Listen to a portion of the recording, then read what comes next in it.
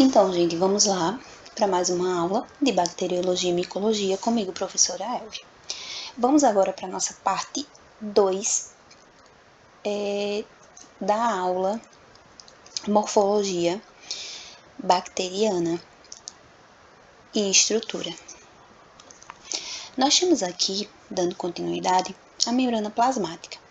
Então, o que é que nós temos na membrana plasmática? Nós temos grupos hidrofílicos, grupos hidrofóbicos, que constituem a bicamada lipídica. Nós temos ainda aqui em roxo todas as proteínas que, por exemplo, podem ser canais de passagem ou ainda aquelas que esperam que haja aqui um receptor. Então, esse receptor, na verdade, aleatório, ele pode chegar, se ligar a essa região e fazer com que haja aqui a ativação de alguma atividade no interior da célula. Então, essa estrutura aqui é o interior da célula e essa a visão do exterior da célula. Aqui nós temos uma imagem de uma bicamada lipídica da membrana plasmática, contendo aqui as proteínas em roxo, o poro aqui, ou seja, a região de passagem de substâncias, enfim. Aqui nós temos a parte que é a cabeça, considerada hidrofílica, e aqui a estrutura que é chamada de cauda apolar hidrofóbica, ou seja, constituída de ácidos graxos. Então, elas não têm afinidade com água, por isso que elas ficam ligadas dessa forma. E aqui elas constituem as duas estruturas, elas constituem a bicamada lipídica. Além disso, se a gente observar, essa estrutura, ela tanto vai estar presente na membrana, na bactéria gram positiva, quanto na gram negativa. Aqui nós temos algumas características relacionadas à estrutura, à composição.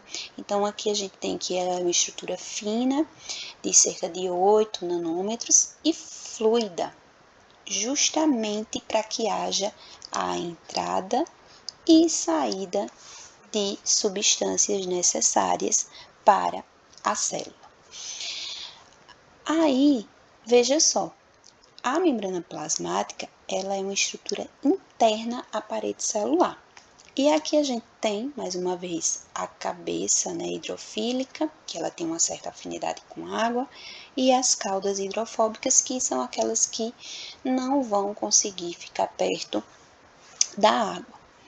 Elas não têm afinidade com água, que aí seriam os ácidos graxos. Como aqui a gente tem a sua composição química, proteínas, que são aquelas proteínas que eu mostrei no início, que são totalmente ou parcialmente imersas à bicamada, que seria justamente essas proteínas aqui em roxo. E nós temos a bicamada lipídica, que é constituída de fosfolipídios, ácidos graxos e o glicerol fosfato, que aí seria justamente a cabeça hidrofílica do nosso fosfolipídio. Nós temos aqui como função a permeabilidade seletiva, o transporte de substâncias, digestão de nutrientes e processos de obtenção de energia, que aí a gente vai ver depois a função da respiração através dos mesossomos. Então, aqui a gente tem uma imagem que mostra a estrutura da membrana, né, plasmática, as proteínas que são consideradas periféricas, aquelas proteínas que são consideradas de canal, a estrutura que é a abertura, que promove, né, a entrada e saída mais facilmente de substâncias, e aqui o que tem, né, na superfície da membrana plasmática, que seria um glicolipídio, por exemplo, constituído de carboidrato e lipídio, que promove, né, o fluido, que haja aqui um fluido extracelular. A gente tem ainda algumas funções relacionadas, né, à barreira de permeabilidade, que ela serve, né, como realmente, né, um impedimento aqui para que haja um extravasamento. Então, ela tem que ter um certo cuidado. A célula ela precisa de um cuidado. Então, é quem toma de conta, né? É a nossa membrana plasmática, que ela impede o extravasamento e atua como uma porta para o transporte de nutrientes de dentro e fora da célula. Ela ainda tem aqui ancorada, né, a toda a sua estrutura, proteínas, que aí essas proteínas elas tanto vão estar associadas a transporte de substâncias, como a bioenergética, então vai ser importante, né, para a respiração, para a produção de ATP, para a produção de energia para essa célula. E aqui, ó, a quimiotaxia, que é justamente para onde essa célula vai ser levada. Então, a atração dela vai vir por parte aqui, né, da quimiotaxia, que é justamente através das proteínas que estão aqui ancoradas. A gente ainda tem a conservação de energia, né, que aí seria o sítio de geração e dissipação da força protomotiva. Então, aqui a gente tem os radicais, né, aqui um OH, um hidroxila e aqui um hidrogênio, né, um H+. Então, eles aqui, eles têm a região aqui, ó, toda negativa, que é justamente para que haja uma conservação de energia. Imagine se aqui fosse tudo positivo, tudo negativo, ou seja, todo cheio de prótons e aqui prótons também, então isso daqui não iria gerar nenhuma conservação de energia, ou então todos elétrons, aí não daria certo para o funcionamento normal da nossa membrana plasmática e como consequência da célula. Aqui nós temos uma estrutura que é bastante interessante, que são os cromatóforos, que são pigmentos e as enzimas envolvidas na fotossíntese que são encontrados nessas invaginações. Então, quem são as invaginações? São os cromatóforos, que possuem, né, os pigmentos responsáveis para que haja o processo de fotossíntese naquelas bactérias que são fotossintetizantes. Aqui a gente tem algo que é bastante interessante, que é importante, na verdade, que a gente entenda, relacionado à destruição da membrana plasmática. E pensem sempre, quando eu estou falando aqui de membrana plasmática, eu estou me referindo à membrana plasmática de uma bactéria. Todo mundo já ouviu falar que é bom passar álcool nas mãos, que é bom passar algumas substâncias, como por exemplo os compostos de amônio, para fazer a limpeza, ou seja, eles fazem uma desinfestação, possivelmente de bactérias que podem estar nas superfícies de objetos inanimados, ou seja, de superfícies abióticas, né? Digamos assim, que não tem vida, né? Livres de vida. Então, que ali passou ar, que ali tinha resíduos de solo, então a gente faz a desinfestação desse local. E aí, o que é que esses álcools são capazes de fazer? Eles são capazes de romper os fosfolipídios da membrana plasmática. Então, eles fazem com que haja uma ruptura. Essa ruptura vai fazer com que haja a morte dessa célula. Além disso, a gente tem que entender que as substâncias químicas que a gente acaba utilizando no nosso dia a dia para fazer limpezas, elas são responsáveis por, digamos assim, minimizar, diminuir ou até mesmo eliminar bactérias patogênicas que podem estar ao nosso redor. Além disso, a gente ainda tem aqui os antibióticos, como por exemplo aqui as polimixinas, que produzem um vazamento no conteúdo intracelular. Então, elas conseguem destruir a membrana plasmática para que haja uma abertura suficiente para que haja a perda dos constituintes que tem dentro da célula procariótica. E aí, o que é importante também que a gente entenda? Que se na membrana plasmática a gente tem a presença de algumas proteínas, que a gente tem a presença ali de canais, então é porque vai existir processos de entrada e saída de substâncias de dentro dessa célula. E esses processos eles podem ser ativos ou passivos. A gente tem aqui como processos passivos a difusão simples, a difusão facilitada e a osmose. Então, a difusão simples vai ser aquela entrada fácil, aquela entrada que não vai existir nenhum gasto de energia, enfim, não vai ser preciso esforço. Simplesmente ela vai entrar ali por um canal. Aí temos também a difusão facilitada, que também vai ter a presença de canais que vão levar as substâncias de um local ao outro, e a osmose, que é a entrada de água e de substâncias para dentro da célula, também sem gasto nenhum de energia. Mas aí a gente tem o transporte ativo e a translocação de grupo. O transporte ativo, ele realmente necessita que haja ali um impulso para que haja a entrada de substâncias dentro dessa célula. Aqui a gente tem um processo bem simples para fazer uma analogia com o princípio da difusão, né? Aqui a gente tem aquelas pastilhas que, quando a gente coloca na água, elas conseguem o quê? Diluir. Elas conseguem se misturar sem que a gente precise fazer nenhum esforço. Sabe os efervescentes, né? Aquelas pastilhas efervescentes que a gente coloca na água e ele consegue ali se misturar com a água sem precisar a gente pegar ali um objeto, um talher para misturar. Então, é basicamente isso que acontece, sem esforço. A gente colocou, ele teve contato ali com aquela região, nesse caso com a água, e dissolveu.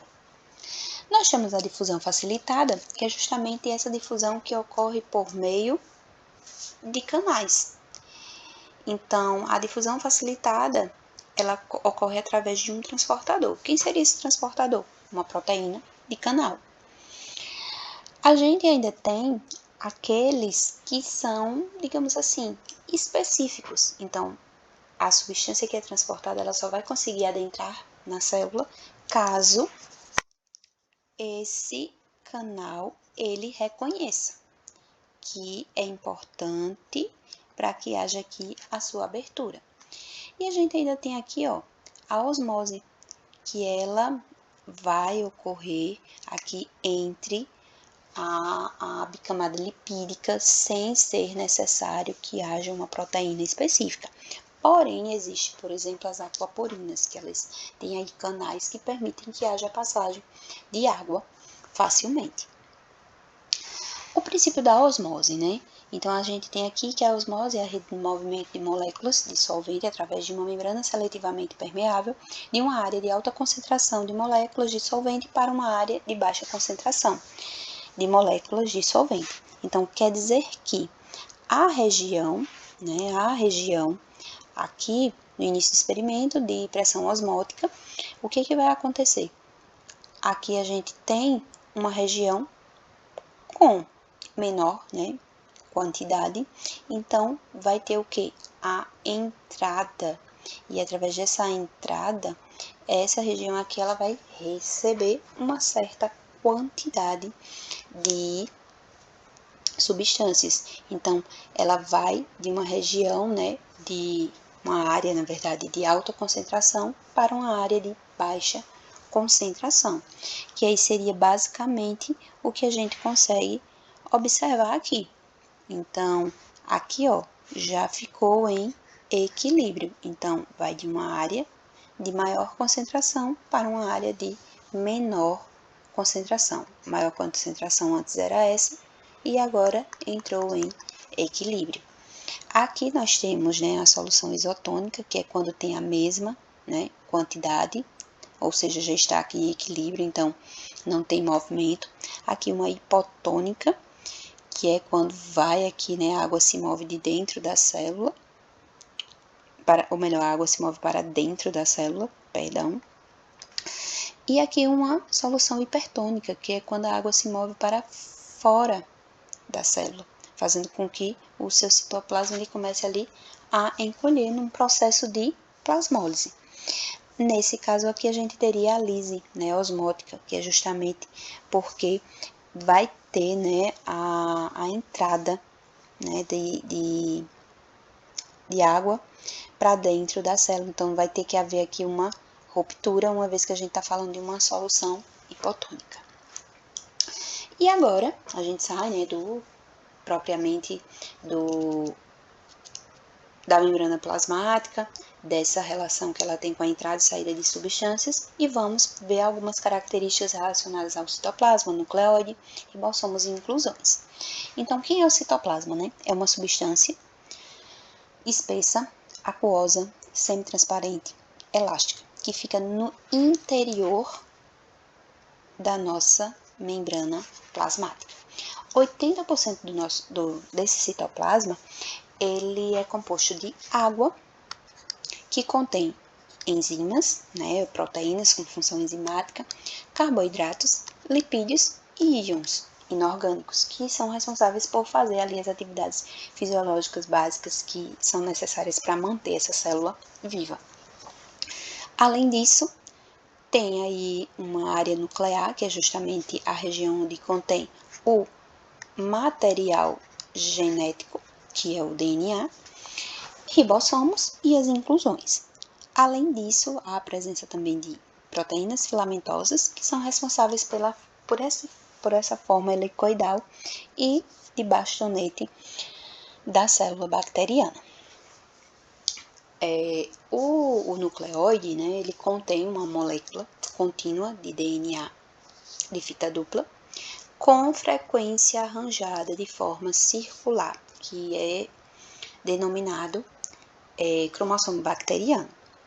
Essa é a informação genética da célula que vai carregar todos e quaisquer dados necessários para que as estruturas e as funções celulares ocorram, para que essas bactérias elas sempre sejam idênticas, ou ainda que haja ali alguma alteração nesse material genético, ele passe para as células filhas. E ao contrário dos cromossomos de células bacterianas, né, ou melhor, de células eucarióticas, os cromossomos bacterianos eles não são circundados por um envelope nuclear, ou seja, por uma membrana. E aí eles não possuem estonas, que são proteínas que são capazes de fazer aquele formato como se fosse em X de um cromossomo de uma célula eucariótica. Então, isso aqui não existe, né, no caso de uma célula bacteriana. Ainda assim, a gente vê aqui que existe, né, o nucleóide, que aí ele vai ter, né, ele pode ser esférico ou alongado ou em forma de halter.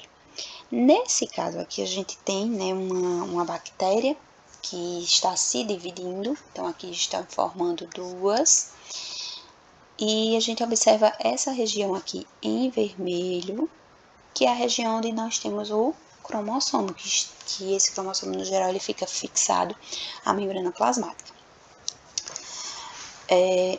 Os ribossomos, eles são responsáveis por síntese proteica. Então, se a bactéria ela tem material genético, ela também terá a capacidade, né, de produzir ali o seu RNA e, como consequência, o mesmo ser sintetizado em proteína. E as proteínas são importantes para formar, né, a estrutura da célula, por exemplo, ou para estar presente na membrana plasmática.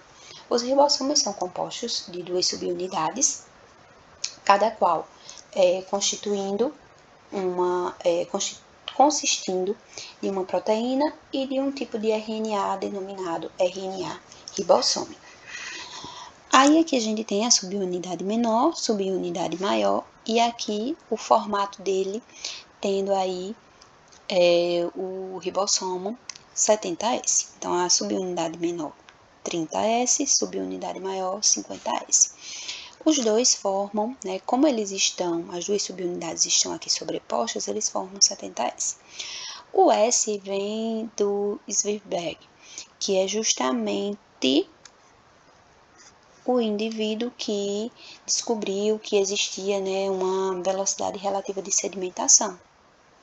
Que aí, isso daí quer dizer, está relacionado, na verdade, à velocidade de centrifugação, para saber se vai haver perda ou não, enfim, dessa estrutura. E ainda, né, relacionado a isso, os antibióticos, eles atuam inibindo a síntese proteica. Então, por que a gente utiliza antibiótico? Será que é só para destruir a membrana plasmática? Não, a gente também pode utilizar alguns antibióticos para destruir ou para inibir a síntese proteica. A gente tem aí a streptomicina, a gentamicina, que elas conseguem se fixar a uma das duas subunidades e interferir que haja justamente a síntese proteica. E aí vai implicar na sobrevivência da célula.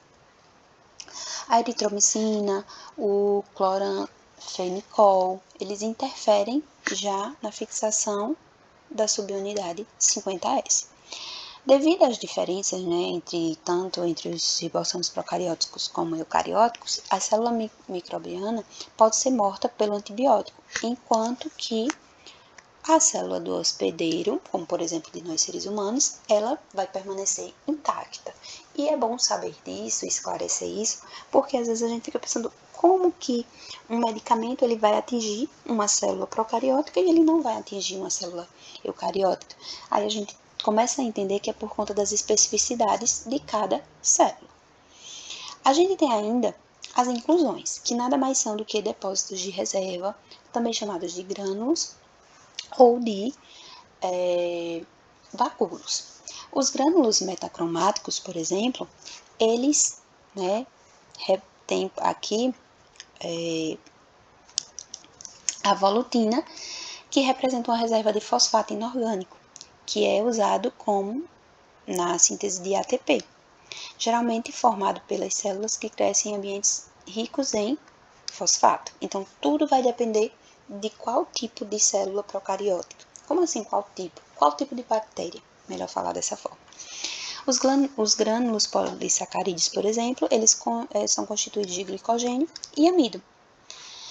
A gente tem ainda as inclusões lipídicas, que elas vão ter ali uma alta quantidade de quê? De lipídios, exclusivos de bactérias com esse tipo de polímero, o ácido polibeta hidroxibutírico, que, no geral, podem aparecer no Bicobacterium, Bacillus, Azotobacter, Spirillum. A gente tem ainda os grânulos de enxofre, né, que aí estarão presentes nas bactérias de enxofre, por exemplo, a Theobacillus, que ela consegue obter energia utilizando, né, oxidando, na verdade, o enxofre. A gente tem os carboxissomos, que no geral eles utilizam, né, eles contêm uma enzima ribolose 1,5 de fosfato carboxilase, que aí eles vão utilizar o dióxido de carbono como fonte de carbono para requerer essa enzima e conseguir fixar, né, o dióxido de carbono durante a fotossíntese. No geral, eles vão estar presentes em bactérias nitrificantes, presentes aí no ciclo do nitrogênio, cianobactérias e tiobacilos. Os vacúolos de gás, né, eles têm cavidades ocas encontradas em muitos procariotos aquáticos, incluindo as cianobactérias, bactérias fotossintéticas, anoxigênicas, ou seja, aquelas que não precisam de oxigênio ou não utilizam oxigênio, e as halobactérias, que são aquelas que vivem em condições extremas, como, por exemplo, altas quantidades de sais. A gente ainda tem os magnetossomos, que aí seriam estruturas que ficam localizadas próximas uma das outras, que são formadas por óxido de ferro, que no geral estão presentes em algumas bactérias gram-negativas, como as Magnetospirillum, que se a gente observar, realmente ela tem aqui, ó, esse formato meio em vírgula, né? E aí elas agem como ímãs, justamente por conta da presença aí de ferro. E a gente sai, né, das inclusões, dessas estruturas que são extremamente importantes na constituição da célula procariótica, e a gente vai para um tema bastante interessante que talvez vocês ainda não tenham ouvido falar, que são os endósporos. O que seria um endósporo? O que seria esporulação?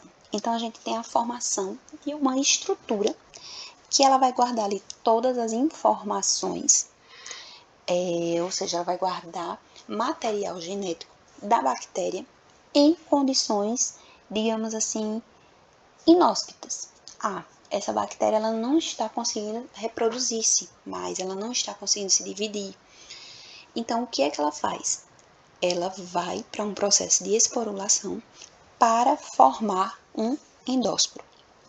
Como assim? Esse material genético, ele duplica.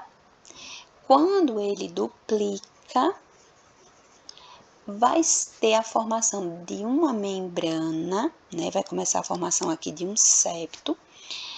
Ele vai ser aqui, ó, separado por uma membrana. Aqui vai ter a formação de um pré-esporo. Esse pré-esporo, ele vai ter a formação de uma camada peptidoglicana, que é justamente a parede celular. Depois que isso acontece, esse esporo, ele, né, formado, ele já vai ganhar a forma de quê? De endósporo. E esse endósporo aqui, ele vai ficar em dormência. Então, a gente poderia dizer que é a bactéria quando está em dormência. Então, a partir do momento que tiver contato com um ambiente hóspito, ela sai da dormência e volta a se dividir, a se proliferar. Essa imagem aqui talvez dê para entender melhor, onde a gente observa aqui que a bactéria normalmente, né, ela consegue se dividir, mas se caso ela não estiver ali conseguindo se dividir, ela vai entrar no processo de esporulação, que seria o estágio 1. Haverá a formação de um pré-esporo, haverá a formação de um septo e haverá aqui, ó, a formação, haverá, na verdade, o início, né, da formação aqui de uma membrana. A partir do momento que essa membrana, ela já circunda aqui o pré-esporo, já começa aqui, ó, no estágio 4, né, nós temos o estágio 2, que é a formação aqui do septo, estágio 3, com a formação da nossa membrana, da membrana aqui, da célula bacteriana. Estágio 3, né, estágio 4, a gente tem a formação da parede celular, e aqui ela já está todo no estágio 5 encapada, né, haverá aqui uma capa de esporo com incorporação de cálcio. Quando isso aqui acontece, já houve o que? A maturação. Já está havendo, né, a maturação para que haja a lise, ou seja, a quebra dessa região aqui de parede celular, enfim, parede celular, membrana plasmática, para que haja a liberação do endósporo. Isso aqui já passado aqui pelos estágios 6 e 7. Aqui nós temos alguns exemplos, né, que seriam o gênero Clostridium e Bacillus, que conseguem formar essas células especializadas que são chamadas de endósporos. Então, são células especializadas de repouso. Então, elas conseguem ali manter-se por décadas isoladas até ter uma condição de poder voltar a se dividir. Aqui a gente tem outra imagem, né? Uma imagem, nesse caso aqui, de micrografia eletrônica, onde a gente consegue observar um endósporo aqui. Esse endósporo é do gênero Bacillus, né? Nesse caso é a espécie Megatherium. E aqui a gente tem outro endósporo, mas nesse caso é da Bacillus subtilis. Na verdade, ele ainda não está formado, ele está aqui no processo, né, de esporulação. Tá vendo aqui a formação dele, que seria essa estrutura aqui em verde, né, essa demarcação aqui em verde. E aqui a gente tem uma micrografia ou fotomicrografia de fluorescência. Aqui nós temos a microscopia eletrônica, então a gente consegue ver a diferença entre as duas imagens, né?